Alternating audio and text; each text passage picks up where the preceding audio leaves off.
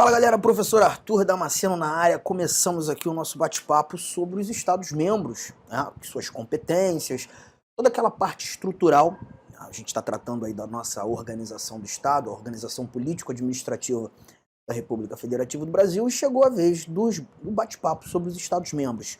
Já tivemos um bate-papo bem denso, tratando das competências da União, inclusive vendo a participação dos Estados-membros em algumas das competências da União, né? Por exemplo, a competência concorrente, onde nós já temos ali uma atuação efetiva dos Estados legislando, assim como na competência privativa da União, o Estado tem a oportunidade de receber delegação, competência legislativa para legislar sobre aqueles assuntos que foram reservados para a União, assim como também na competência comum. A gente já tratou de tarefas administrativas, os Estados eles já atuam naturalmente juntamente com a União, com os municípios e com o Distrito Federal. Então chegou a vez da gente bater um papinho agora sobre o artigo ou os artigos que tratam genuinamente dos Estados-membros. Bora lá? Vamos começar nossa brincadeira aqui, né? Nossa tela de apresentação e o artigo 25 para a gente começar a brincar. Bom, temos o seguinte: os Estados organizam-se e regem-se pelas constituições e leis que adotarem, observados os princípios desta Constituição. Interessante que esse nosso artigo 25, ele já traz para a gente em seu caput uma informação que a gente também estuda em outro tema do direito constitucional, quando a gente conversa sobre teoria do poder constituinte, verificando inclusive que os estados eles têm autonomia para se auto-organizar, elaborando as suas próprias constituições estaduais. A gente percebe inclusive quando o nosso constituinte trata do Estado, ele trata sempre de maneira muito micro, muito pequena, muito pouca, né? Porque o Constituinte originário ele garantiu aos estados uma autonomia, uma capacidade de auto-organização muito grande. Por exemplo, quando a gente trata de competências da Justiça Federal, ou até mesmo aquelas justiças que são organizadas e mantidas pela União, a gente verifica que tudo aquilo que não está previsto expressamente no texto constitucional, em caráter residual, acaba sendo dos estados. E é mais ou menos assim que a gente também vai se posturar quando tratando as competências, não mais olhando para as atribuições judiciárias, mas as competências do próprio poder público estadual, né? As competências do Poder Executivo, as competências legislativas do Estado, elas também estão no âmbito residual. Porque, de novo, o nosso Constituinte originário, esse que estabeleceu essas regras na nossa Constituição Federal, logo de cara, o artigo 25 deu aos estados uma capacidade muito grande de se auto-organizarem. Os estados organizam-se e regem-se pelas constituições e leis que adotarem, observados os princípios desta Constituição. Até vou aproveitar aqui o momento, o ensejo, né? Acho oportuno a gente colocar essa informação e trazer aqui, né? Deixa eu ver. Nesse momento, quando tratando do nosso artigo 25 caput, nós estamos verificando aqui o chamado poder constituinte derivado decorrente. Poder constituinte derivado decorrente. Juntos até o momento, gente? Tranquilão? Então vamos embora. Parágrafo 1º desse nosso artigo 25. São reservados ou são reservadas aos estados as competências que não lhes sejam vedadas por esta Constituição. Esse parágrafo 1º também é bem interessante, né? Porque ele traz para a gente uma informação muito peculiar. Ele já traz para a gente que vai competir aos estados legislar sobre tudo aquilo que a Constituição não o proibiu. Então perceba, a lógica aqui da brincadeira, e deixa eu trazer a câmera para conversar contigo, quando a gente verifica as competências da União, as competências legislativas e administrativas da União, essas competências elas são expressamente previstas no texto constitucional. Nós conferimos isso do artigo 21 ao artigo 24, as competências da União. Nós ainda não conversamos, mas perceberemos que o nosso artigo 30 do texto constitucional, ele também traz expressamente todas aquelas tarefas, as competências destinadas aos municípios. E aí a ideia que a gente precisa ter nesse momento é que se aquele assunto não foi previsto expressamente para ser executado pela União, não foi previsto expressamente para ser executado pelos municípios, essa atribuição ela acaba sendo dos estados. Olha, a gente já vai fazer algumas anotações importantes aqui. Eu separei uma telinha para a gente brincar um pouquinho com um resumo de aula, né? A gente vai trabalhar aqui o resumo de aula. Deixa eu jogar aqui na telinha para vocês. Resumo de aula. Deixa eu ver se está aparecendo. Espera aí. Tá aqui na telinha. Vamos embora?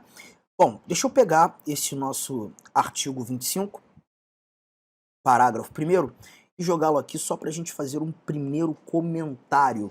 Esse comentário que a gente já traz para cá, artigo 25, parágrafo 1º, é justamente sobre a primeira tarefa destinada aos estados e como a gente deve entendê-la. Aqui a gente está verificando a chamada competência residual, que também pode ser chamada em algumas provas como competência remanescente, competência residual ou remanescente dos estados. Essa linha de raciocínio a gente acaba percebendo que tudo aquilo que não é proibido ao estado, tudo aquilo que não foi vedado a ele, passa a ser dele. Então perceba, gente, se a Constituição destinou para a União, se a Constituição destinou para o município, essa competência não pode ser exercida pelo Estado. Mas se porventura aquela tarefa não foi destinada à União, não foi destinada aos municípios, ela passa a ser dos Estados-membros. Essa é a primeira orientação do que tange as competências dos estados que a gente guarda. A tal da competência residual, também chamada de competência remanescente. Só que tem um detalhe importante. O nosso constituinte originário, ele não apenas garantiu essa competência residual aos estados. Nós não temos apenas esse campo da residualidade a ser abraçado pelos estados. Os próximos dois parágrafos que nós encontramos aqui no nosso artigo 25, eles vão trazer para a gente duas atribuições que foram expressamente previstas no texto constitucional. Parágrafo 2º, parágrafo 3º. E por que essas duas competências, esses dois parágrafos foram expressamente previstos, destinados aos estados, se porventura já entendemos que a regra geral das competências estaduais está no âmbito da residualidade? Porque se esses dois parágrafos não fossem aqui anotados, se eles não fossem aqui colocados, destinados aos estados, nós certamente entenderíamos que essas competências deveriam ser exercidas por outras unidades da federação. E você vai perceber comigo, lendo esse nosso primeiro parágrafo 2º. Cabe aos estados explorar diretamente ou mediante concessão os serviços locais de gás canalizado, na forma da lei, vedada a edição de medida provisória para sua regulamentação. A palavra mais importante desse teu parágrafo 2º, por incrível que pareça, é locais. A palavra locais.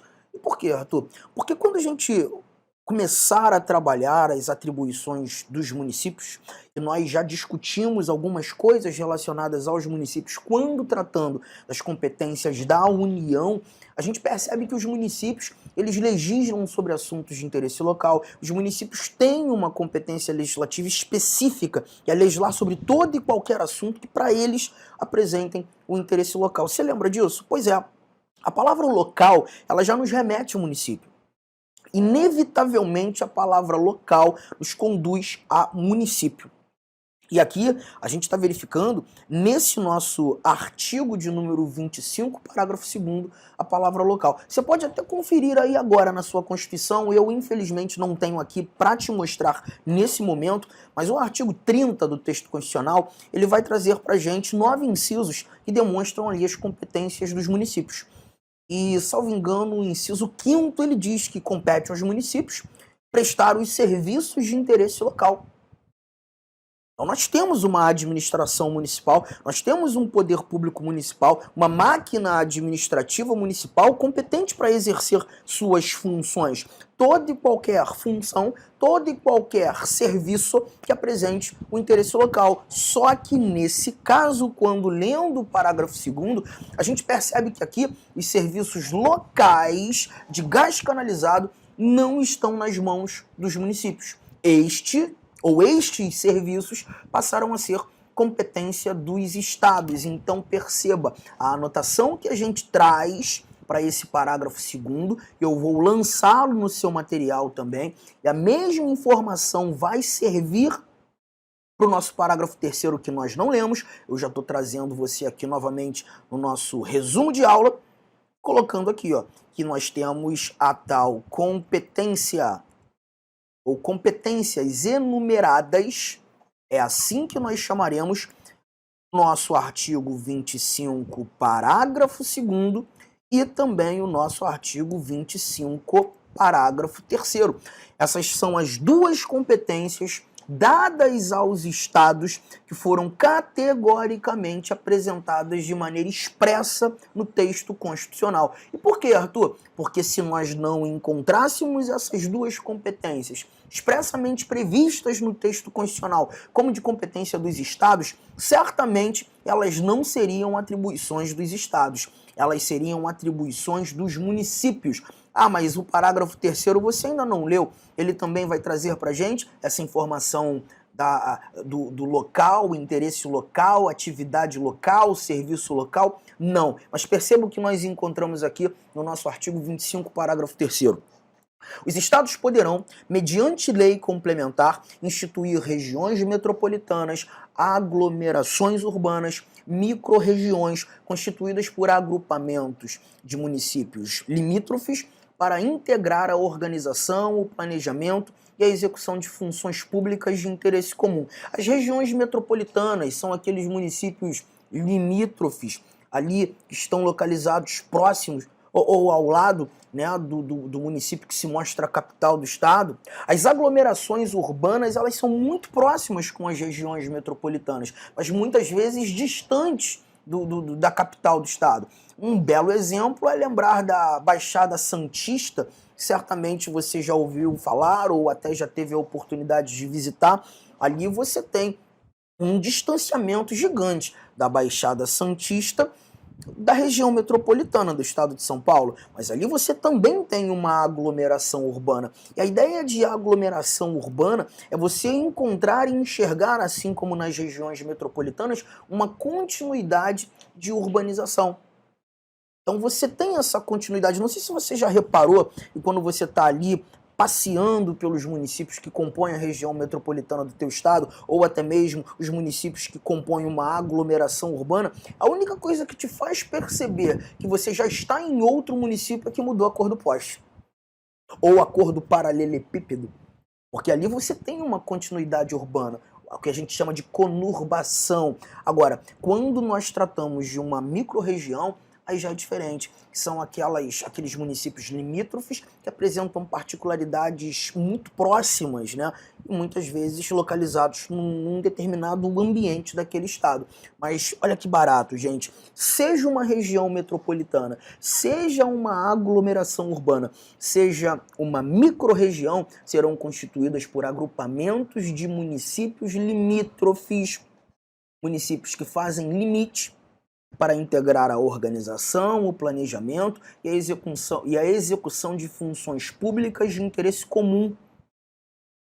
Só que nesse caso, ainda que você verifique aqui esse agrupamento de municípios limítrofes, pessoal, não é o município que tem ali a sua capacidade de querer participar ou de não mais participar. Os municípios não têm ingerência alguma nessa escolha. Compete ao Estado estabelecer quais serão os municípios que farão parte daquela região metropolitana, que farão parte daquela microrregião, que farão parte daquela aglomeração urbana, e os estados executarão esses serviços de interesse comum. Lembre-se que os serviços de interesse local, estes já são praticados pelos próprios municípios, mas quando o estado determina aquele ambiente como uma aglomeração urbana, como uma microrregião ou até mesmo uma região metropolitana, ali o Estado tem obrigações, o Estado vai prestar serviços que sejam de interesse comum. Arthur, você pode me dar um exemplo? Saneamento. O saneamento básico é um serviço que se mostra de interesse comum, os municípios farão, mas os estados também têm as suas obrigações. Percebeu? Então, gente, voltando aqui nas nossas anotações das competências dos estados, percebi que o nosso artigo 25, parágrafo 1º, ele traz como regra geral a tal da competência residual. Aquela competência que vai dar ao Estado tudo aquilo que a Constituição não vedou ser dele. E esses outros dois parágrafos, artigo 25, parágrafo 2º, artigo 25, parágrafo 3º, trazendo para a gente as tais competências enumeradas, que são duas competências expressamente previstas e destinadas aos Estados, garantindo aos Estados essa capacidade de exercer tarefas que, se porventura não fossem anotadas aqui, certamente seriam tarefas destinadas aos municípios. Tamo junto até o momento, gente? Tá fácil, né? Agora a gente volta para o nosso material, examina mais uma vez os dispositivos constitucionais. O artigo 26 nós não falaremos agora. O artigo 26 eu vou deixar para tratar dele quando examinando o artigo 20 da Constituição. Nós faremos um bloco específico para tratar apenas dos bens da União e dos bens dos Estados. Então é muito melhor nós estudarmos os bens, juntando, reunindo informações acerca do artigo 20 com essas informações do artigo 26, os bens da União e os bens dos Estados. Chegamos ao artigo 27. Esse artigo 27 é um dispositivo que costuma dar trabalho para a gente. O caput do 127 ele já é um tanto quanto confuso. Ele começa a trabalhar um pouquinho acerca da estrutura do poder legislativo nos Estados. Olha o que nós encontramos nesse caput. O número de deputados à Assembleia Legislativa corresponderá ao triplo da representação do Estado na Câmara dos Deputados. E, atingido o número de 36, será acrescido de tantos quantos forem os deputados federais acima de 12. Está percebendo que é um parágrafo um tanto quanto confuso, né? Mas alguns detalhes a gente já consegue retirar dessa nossa informação. Vou pegar aqui esse caput do artigo 27 para fazermos as nossas anotações naquela nossa telinha do resumo de aula, tá? Quando a gente está lá nos estúdios da LAC, né, a gente consegue ter o nosso quadro branco. O nosso quadro branco aqui no nosso estúdio do Rio de Janeiro, a gente faz numa nossa telinha apropriada. E aí você nem precisa fazer anotações, você já recebe esse material. Tá aqui, ó, artigo 27. Artigo 27, nós iremos trabalhar o poder legislativo estadual. Aqui, verificando a ideia de um sistema unicameral. Arthur, melhora aí essa fala. Sistema unicameral, gente. Quando nós discutimos sobre o poder legislativo federal, o poder legislativo que é ali, né, representado pelo Congresso Nacional, nós encontramos dentro desse Congresso Nacional duas casas legislativas, a Câmara e o Senado. Todavia, quando trabalhando o poder legislativo nos estados, assim como também nos municípios e no Distrito Federal, nós já encontramos um sistema unicameral. Todo estado terá uma única casa legislativa que será composta pelos deputados estaduais. A composição dessas casas legislativas estaduais, as tais assembleias legislativas, nós começamos a entender com essa informação aqui. Bom, perceba a primeira recomendação que o nosso artigo 27 nos apresenta. O número de deputados que vai compor essa Assembleia Legislativa, então a gente está tratando dos deputados estaduais, corresponderá ao triplo da representação que esse estado tem lá na Câmara dos Deputados. Então, esse é o primeiro detalhe. A gente conseguir saber a quantidade de deputados estaduais que atuarão na Assembleia Legislativa daquele estado, vai ser importante sabermos quantos são os deputados federais que representam esse mesmo estado lá em Brasília, na Câmara dos Deputados. Bom, se você mais uma vez caminhar pelas linhas da sua Constituição, pega aí teu Vatmegum, pega aí sua Constituição, ou joga aquela abazinha aí da Constituição no seu próprio computador, no seu navegador, você vai perceber que o artigo de número 45, parágrafo 1º da Constituição, 45, parágrafo 1º, ele traz pra gente que o número de deputados federais representando os estados e o Distrito Federal lá na Câmara dos Deputados, o mínimo de 8, o máximo de 70. 8, máximo de 70. E aí a gente percebe que a quantidade efetiva, quantos deputados irão estar ali efetivamente representando esse estado, vai depender da quantidade populacional que cada estado apresenta. Por exemplo, São Paulo é representado por 70 deputados federais, mas nós temos São Paulo como o estado mais populoso da nossa federação. O Mato Grosso é representado por 8, o número mínimo. O Acre, representado por 8. O Pará, representado também, se não me engano, por 8. O Rio de Janeiro, por sua vez, vai ser representado por 46 deputados. Não é a Constituição que determina esse quantitativo para cada estado e para o Distrito Federal. Fique tranquilo. É uma lei complementar que você, em regra geral, só precisa estudar quando de concursos que trazem em seu bojo o direito eleitoral. Mas o que a Constituição determina é que nós temos um número mínimo e um número máximo de deputados representando cada estado e o Distrito Federal. Tamo junto? Peraí, deixa eu te mostrar mais um detalhe aqui. Então, conforme trabalhado aqui por nós, 8 deputados federais. O estado do Mato Grosso, nós já sabemos, usando essa base inicial, nós teremos ali 24 deputados estaduais atuando na Assembleia Legislativa do estado do Mato Grosso. Tá? Agora, a gente consegue perceber que se porventura essa multiplicação atingir o número de 36, a regra muda totalmente. Atingido o número de 36, será acrescido de tantos quantos forem os deputados federais acima de 12. Atingido o número de 36, eu já tenho uma certeza. Esse número de 36 já é um número fixo. Eu vou ter que juntar a 36 a representação que esse estado tem na Câmara dos Deputados, menos 12. Menos 12. Arthur, não entendi. Bom, eu já preparei aqui alguns exemplos para vocês. Vamos brincar aqui com esses exemplos. Olha aqui, ó. Exemplo primeiro, tá? Se eu tenho, deixa eu até mostrar logo isso aqui tudo. Se eu tenho 10 deputados federais, estou usando a regra da multiplicação.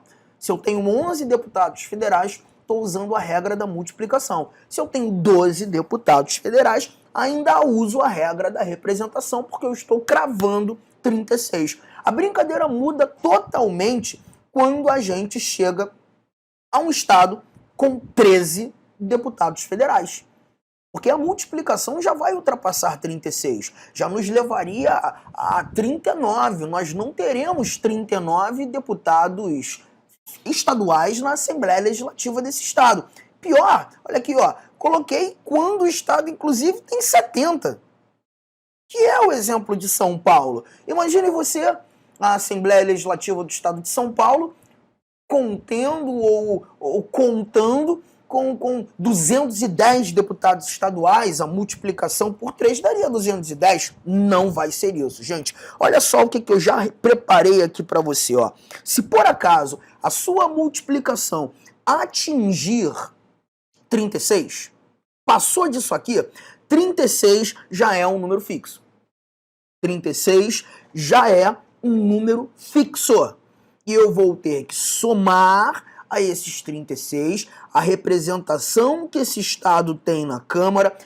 Inicialmente eu quero pedir licença aos seus estudos, pois interrompi, mas esse vídeo é um vídeo demonstrativo do nosso curso completo, ponto a ponto, 100% focado no concurso de Astolfo Dutra do município para o cargo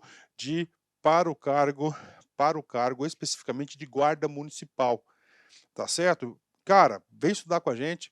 Essa aula é uma aula demonstrativa, nós colocamos aí apenas 150 vídeos, nós temos muito mais vídeos, eu tenho certeza, mas certeza absoluta, se você cumprir a nossa metodologia, o nosso Personal Coach, aqui na Lá Concurso você vai ter uma metodologia chamada Personal Coach. Personal significa pessoal e coach significa treinador. É o estudo em regime de metas. Isso é só aqui na Lá Concursos e eu tenho certeza que você ficará super satisfeito. E para você aí do município, promoção, investimento apenas R$100. R$100, é isso mesmo. O que você faz com R$100? Professor, parcela em 10 vezes sem juros ainda, esses R$100. Então vem estudar conosco aqui da LAC Concursos. Forte abraço, espero vocês. Tchau, tchau. Clique lá.